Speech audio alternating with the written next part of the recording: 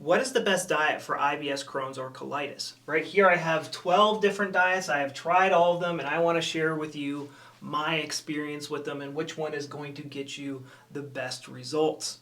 The two things we are going to be using to judge these diets are which diets have the most nutrients in them and which are the easiest to digest.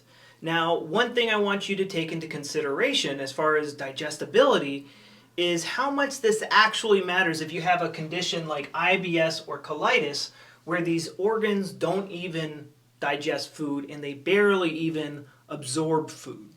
There's something else really important at play, but let's focus on getting the most nutrients into our body as possible, as efficiently as possible.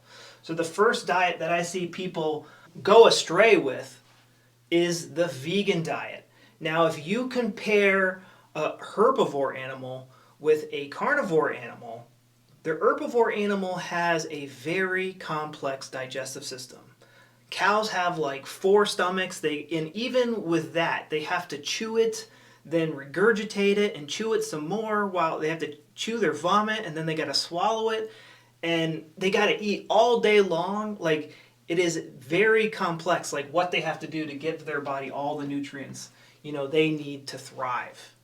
I see most people, lose 50 pounds when they go on a vegan diet and when they do, very intensive fasts. So the best book on diet is called Nutrition and Physical Degeneration by Weston A. Price. He was a dentist in the 1930s and he wanted to know why primitive populations had such nice teeth, so he went and he visited them and he discovered that they had a diet very high in nutrients, vitamins and minerals.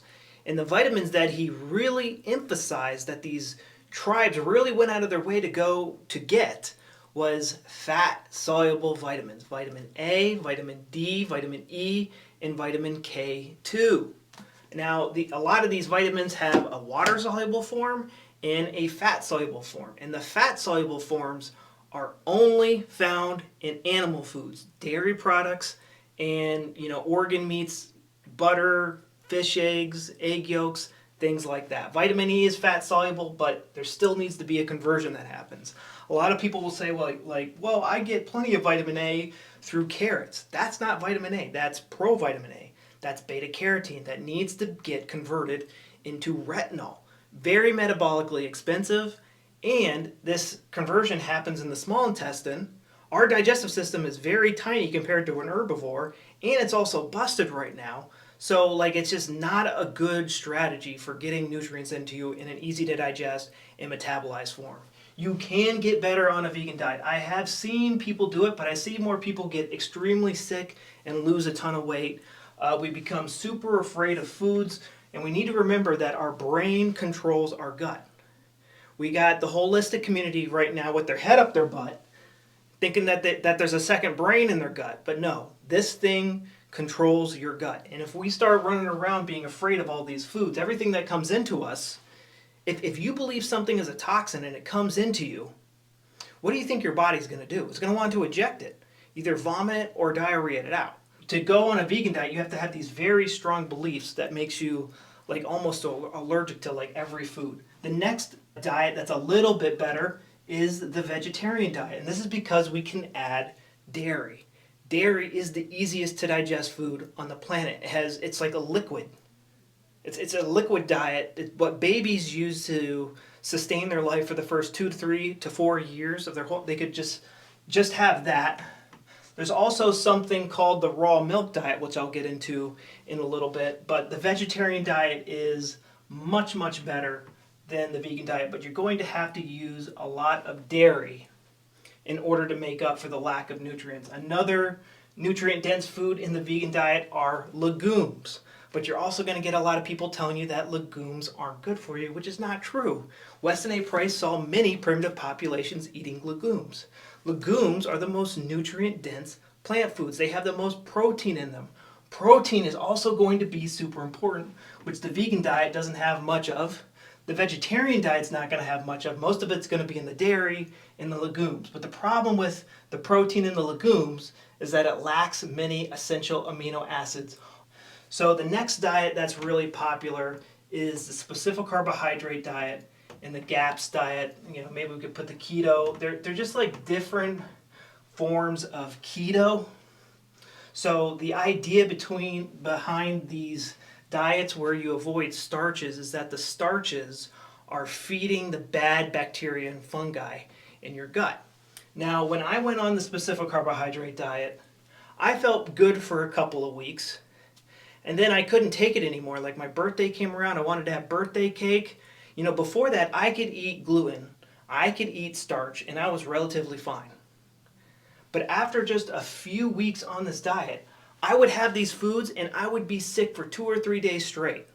And the only thing that changed was my belief system about starches. So you might feel better getting on these things. It's a placebo effect. I would not recommend the specific carbohydrate diet, the GAPS diet. Starches are the most nutrient-dense plant food. Why would you avoid them? Weston A. Price saw every single primitive population eating starches with every single food. The only plant foods that they worshipped were seaweed and starches, simply because they're the most nutrient-dense plant foods. Why would you take them out of your diet? Your body is burning through tons of energy right now because your gut is in and out of overdrive. The normal person probably spends about 2,000 calories a day at rest. You will probably spend 3 because your gut is constantly in and out of overdrive and it has to heal. That costs calories to fix. And glucose and starch is an amazing form, easy to use form of calories. Oh, but what about keto? Fat is the most efficient form of energy. Fat's a great form of energy. Fat needs to, in order to go through your bloodstream, needs to get wrapped in protein and all sorts of crazy stuff. Simple life forms can't utilize fat. That's important. But glucose is required for you. It's super important for you to get into your bloodstream to power the healing process, which is controlled by your brain. I'm going to show you really soon what is causing these, what's putting your gut in and out of overdrive in the first place. So, these FODMAPs, specific carbohydrate, GAPS diet, they just made my symptoms much worse because I literally couldn't eat anything after going on these. If I didn't go on this list, I would get thrown into a horrible flare. So specific carbohydrate diet, GAPS diet, no. FODMAPs diet, no. Stay away from them from all costs. You can tolerate energy and nutrients, my friend, but you have to believe it. Your gut is controlled by the subconscious mind. Something toxic comes into you. What do you think your body's going to do? It's going to want to get rid of it. When did you decide you were allergic to these foods? It's usually when you read one of these books. Paleo diet is silly. Silly. Because it's trying to copy ancestral principles, but doing a really bad job. The best ancestral diet book is either going to be Nutrition and Physical Degeneration, or it's going to be Nourishing Diets by Sally Fallon. Those are the 2 books to learn how to eat an ancestral diet. They pretty much had their steak and potatoes, their meat and starch, and then they had seasonal vegetables, and then they valued fat soluble vitamins, which are in like fish eggs, egg yolks, dairy. That's just all they ate. They ate dairy, and if they had access to dairy, they ate a lot of seafood. They just ate the most amount of nutrients that they could get their hands on. Carnivore diet, I don't recommend. Again, it's one of the better out of these diets. It's very easy to follow. It could be kind of expensive to, especially to eat this all organic. But again, this makes you terrified of anything that's not meat. The raw milk diet is where you just consume nothing but like a gallon to a gallon and a half of raw milk every single day for 1 to 2 months. I did this multiple times. I've seen many people do it. They don't get better. It's because your IBS, Crohn's, and colitis is caused by a certain type of stress in your life. So the guy who discovered Crohn's disease, Dr. Burrell Crohn's, he said it was caused by stress. He says everybody who comes in with a flare, they always had something stressful, like they went through a breakup, they lost their job, they just finished exams, their teacher failed them, something like that. It's always linked to stress. What was the stressful event that put your gut in and out of overdrive? For me, it was like video game access when I was little. I couldn't get access to World of Warcraft and I just went crazy. That's just what it was. So the raw milk diet would probably be the easiest to digest diet. I've seen people just get nutrients hooked up to an IV and just have nutrients pumped into them that way. Still didn't get better because the brain was still putting the gut in and out of overdrive due to the stress. It doesn't get any easier to digest with this. The gut was completely not doing any work, still having digestive issues because the brain was putting the gut in and out of overdrive. Liquid diet is essentially the raw milk diet, the standard American diet. You know, why are there so many people on the standard American diet and they're healthier than you? Why were you on the standard American diet or just a normal diet and you didn't have digestive issues for a super long time? And then why, when you go off this diet, you still have issues? You're eating clean and you still have issues. It is because it is controlled by the brain. We need to learn German new medicine in order to figure out like what our body is doing.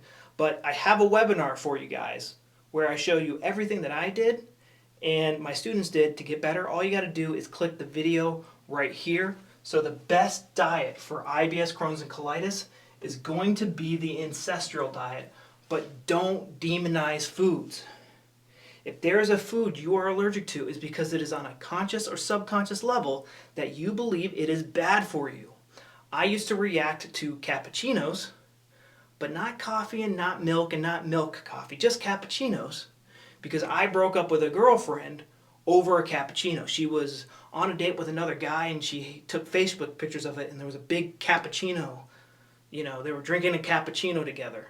And we got in a fight over that. And that's why I would react to cappuccinos and not coffee. But when I made that realization, I could have as many cappuccinos as I wanted and not have diarrhea.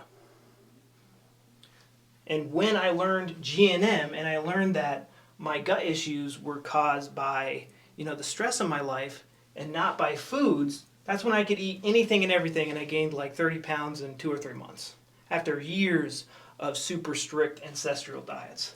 So yeah, that's it guys. Go watch this webinar right here. It's going to show you everything that I did to get better.